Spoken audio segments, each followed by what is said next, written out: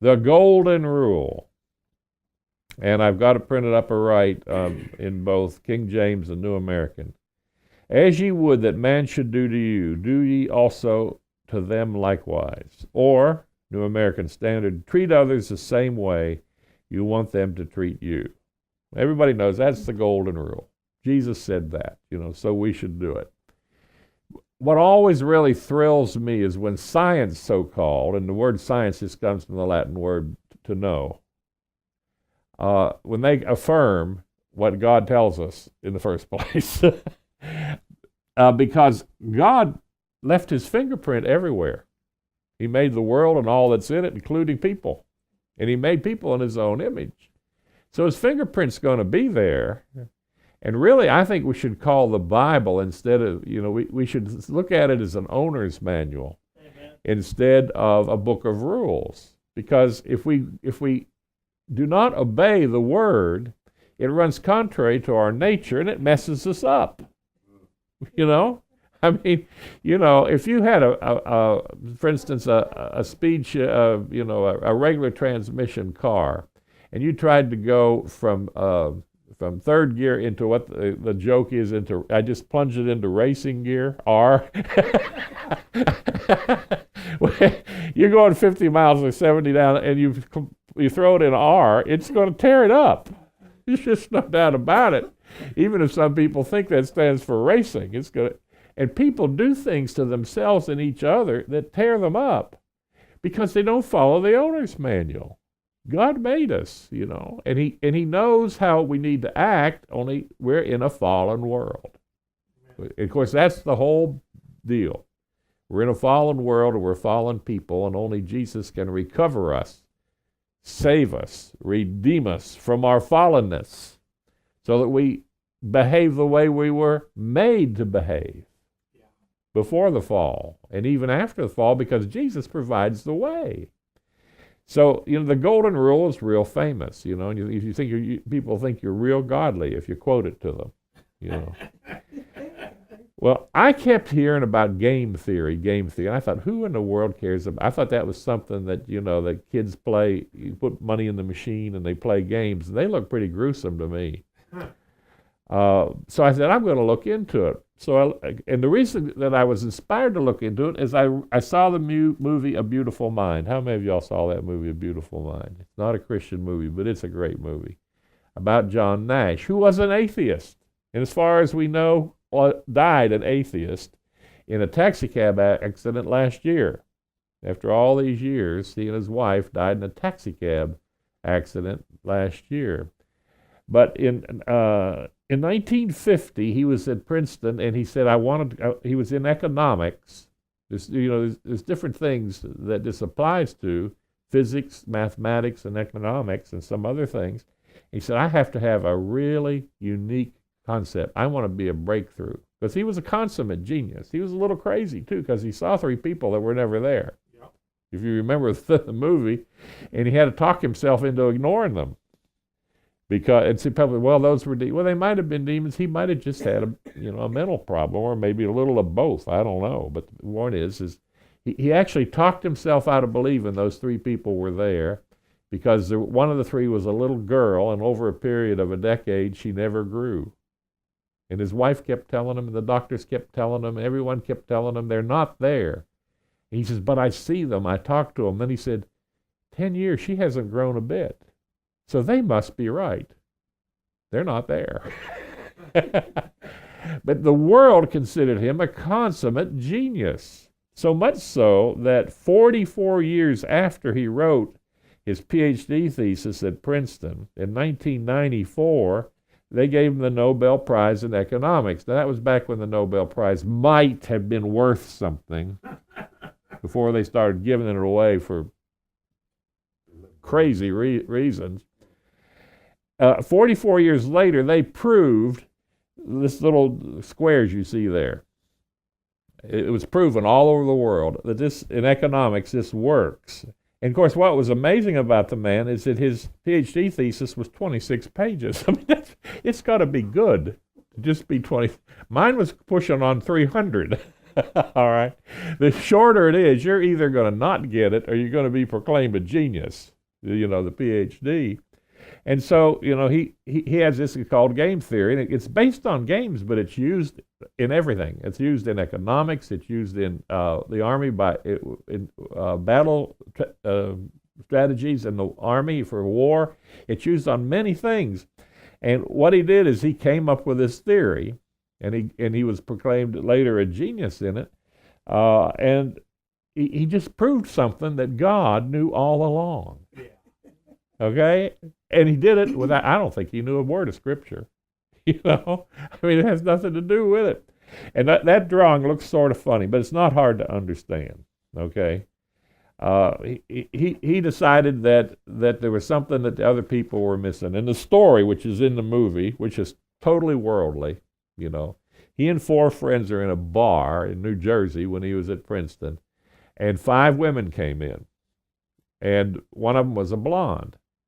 And so the guys all say, well, we need to each of us try to see if we can get the blonde to go home with us. And Nash said, you don't want to do that because she's going to turn us all down. And the 4 brunettes aren't going to have us because what woman wants to be second choice? He says, what we need to do is each go for a brunette and forget the blonde. And that's what he wrote the thesis on. In other words, he didn't write it on the blonde, but he wrote it on that theory. And here, you see the little thing, and I put it on the web. This is Roman numeral 1 and 2. That's player 1 and player 2. And C means cooperation, and D means defiance. So the big C is and the big D are for player 1. They're only big and small, capital and small, to show you the difference. And player 2 has the C and the D, and then you have those 4 squares, and each of the 4 squares is a miniature of the big square. All right, so here's the thing. If player 1, no matter what it is, the game theory is applied to games of skill like chess. It isn't applied to games like shooting the dice.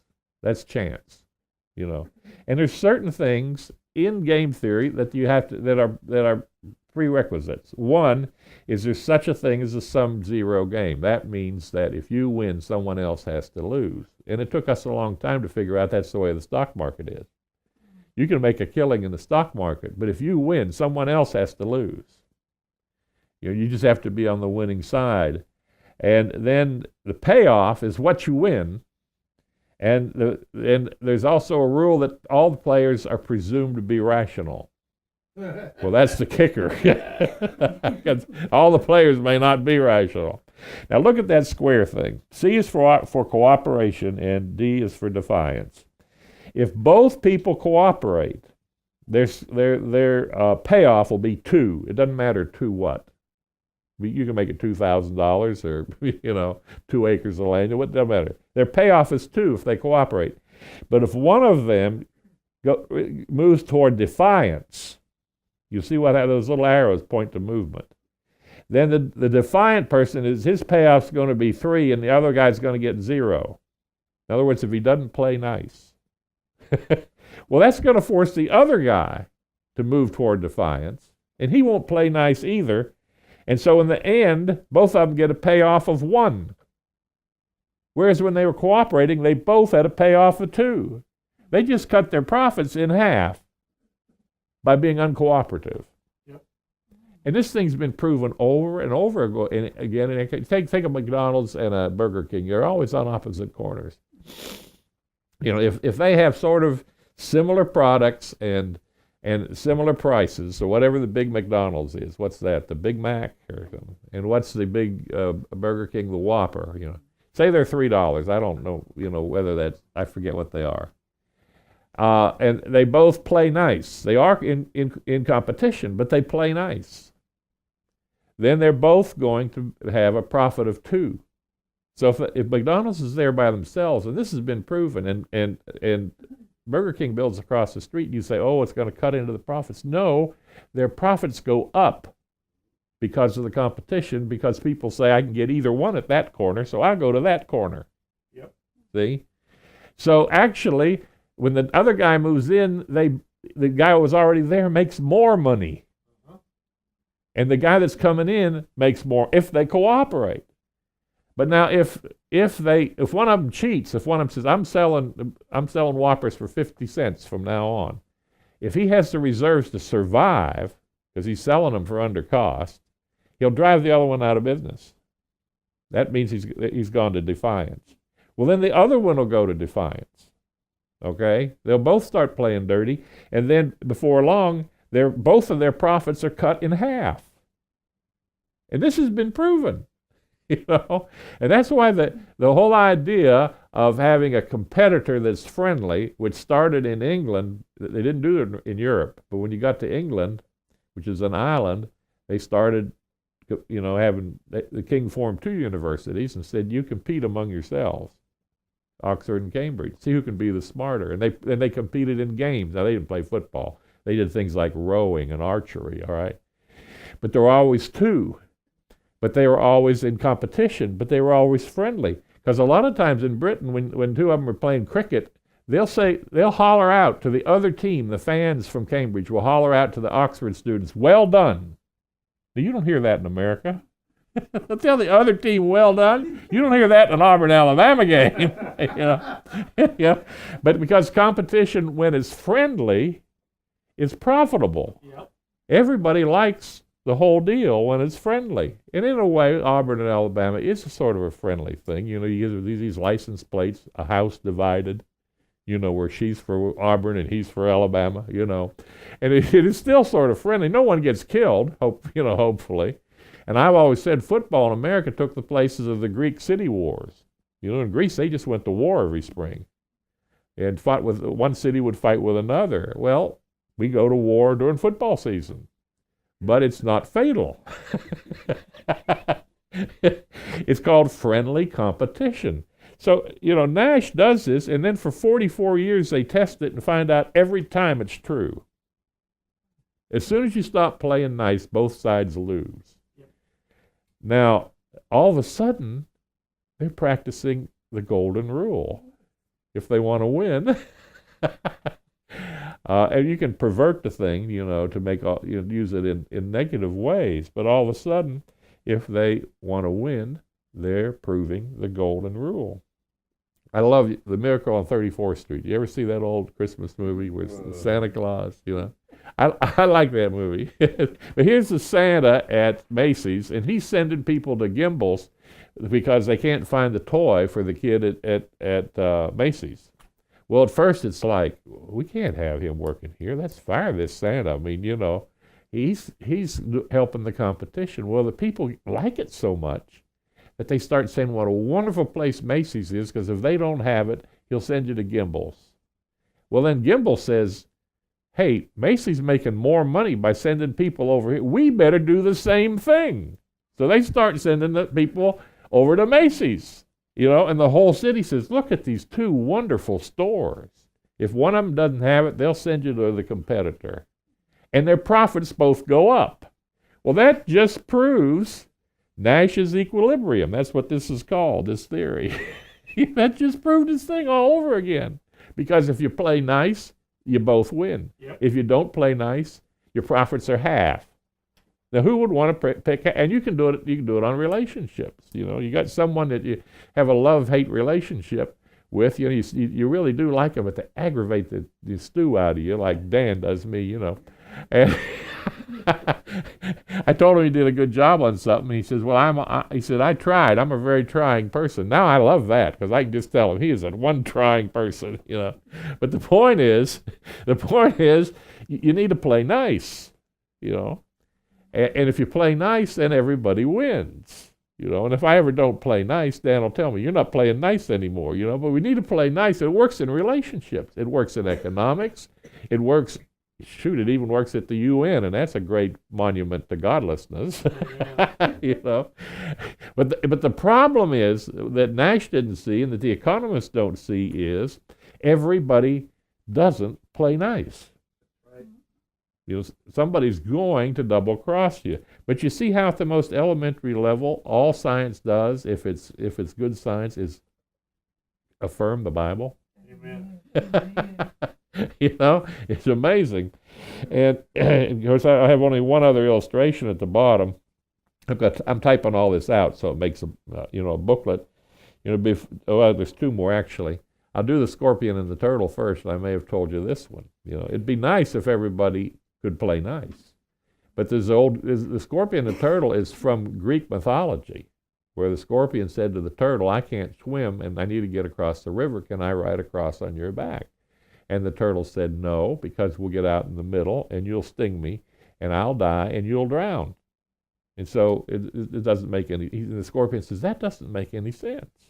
Why would I sting you knowing that my ride, because I can't swim, is going to die? And so the turtle falls for it, and they go in and get in the middle of the river, and the scorpion stings the turtle.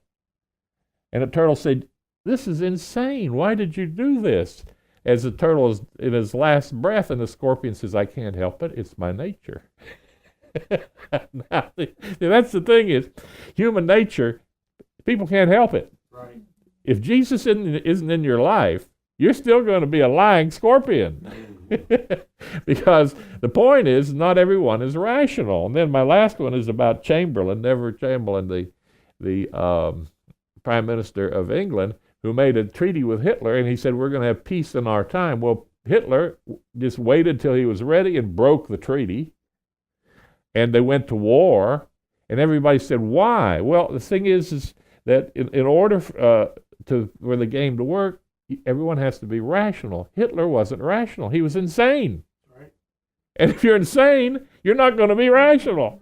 So Chamberlain got kicked out, and they brought in Winnie Churchill, and they didn't know what was going to happen. He turned out to be the hero. But what was the end result? Germany in ruins. I mean, just a pile of rubble, the whole country at the end of World War II. Japan in ruins, 2 cities nuked, London leveled practically. How many soldiers died on all sides? Because one person was crazy. He was not rational. You have to presume that you're rational for game theory to work.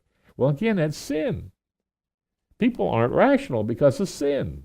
Selfishness and every evil thing is because of sin. So then Jesus says, treat others the same way you want them to treat you. He says that in Luke 6:31. Now, I should have written the scriptures out a little more, but it goes down to the bottom there, but God goes one better. Jesus doesn't stop there. Jesus doesn't stop by saying, if you're nice to other people, if they're rational, they'll be nice to you. I'm putting in the if they're rational. He said, but I say to you who hear, love your enemies. Do good to those who hate you. Bless them that curse you. Pray for them who mistreat you. And then the golden rule, treat others the same way you want them to treat you. But love your enemies. Be merciful, just as your Father is merciful. All from Luke 6. That's all context. It's all in Luke 6. So Jesus doesn't say if two people play nice, then they'll both win. He knows that. Without him was not anything made that was made. He made us. He knows that. He knows that'll work. For whatever, it just works because it's part of God's creation. That's the way he created it. But Jesus says, folks, we need to overcome this thing because everybody's not going to do it. We need to overcome it. And the only way to overcome it is when somebody turns defiant on you, don't you turn defiant on them. That's back up at the square again, It may look like they can ruin you, but guess what? Your God has infinite resources. Your God will do exceedingly abundantly above all that we ask or think. So it takes it all thing out of the game section and puts it in the supernatural section. The guy who's got the hamburger place that's going down because the guy across the street is selling at a loss, trying to drive him out of business. Why don't you pray for him, see what happens?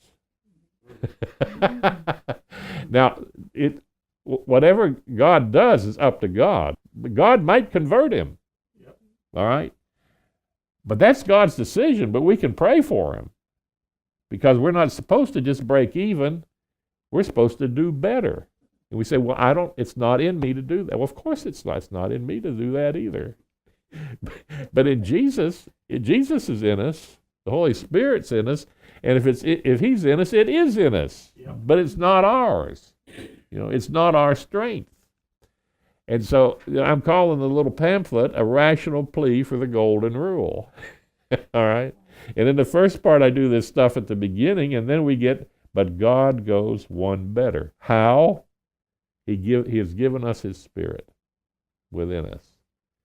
And because we have his Spirit within us, he expects more because his Spirit's within us. We can't say, oh, but they hurt me.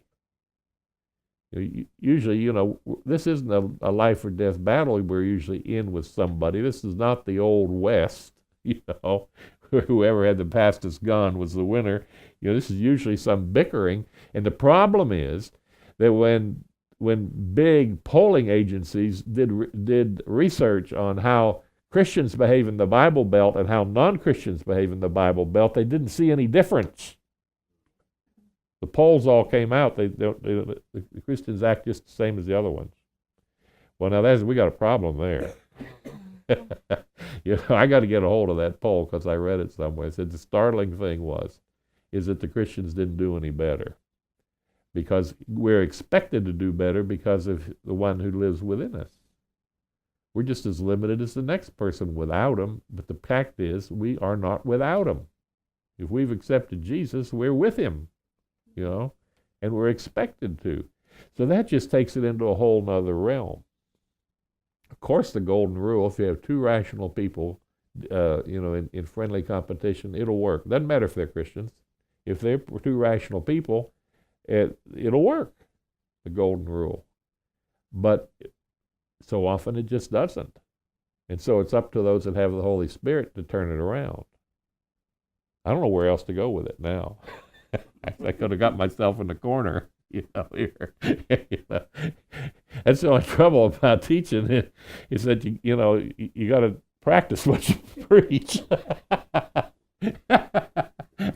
I can still get angry at somebody, but that's not going to overcome. If I turn from cooperation to defiance, it's not going to happen. And I don't mean being nice. Being nice and then turning around and stabbing someone in the back is still defiance. All right? It's actually really cooperating, because the Spirit of God is in us, and we love our enemies. We do good to those that hate us. We bless those that curse us, and pray for those that mistreat us. And I think the whole key, and I know nobody in this room is going to disagree with me, is the prayer. Say, well, I'll pray for him. Well, he'll just run over me some more if I pray for him. Well, now, when you pray for him, you put God in charge. Leave room for the wrath of God. That just means as long as you are retaliating, there's no room for God to move. So why in the world would we want to block God? Amen. It's like the kid that gets in a fight and his father comes along and wants to separate them, and the kid won't let the father in. And we have to give the father in. So praying for them, we have to pray for them with a good heart. Let them become a Christian. Let them change. Let them be blessed because they become a Christian. Let them see how great you are, God. It's God's. We got to leave room for God to work. And it's a dynamic, and that's why it's a book. The book is an owner's manual. That's why the Bible is an owner's manual. I just keep thinking, if we can take the legalistic part, the legalistic aura out of the Bible and use it as an owner's manual, then we'll see the word work. But as long as it's legalistic, it's not going to work. You just, beating people with the Bible just makes them meaner. And the person that's beating them with the Bible is probably pretty mean himself. Yeah. So anyhow, I love this stuff. I'm still learning this game theory, because there's more. This is kindergarten game theory.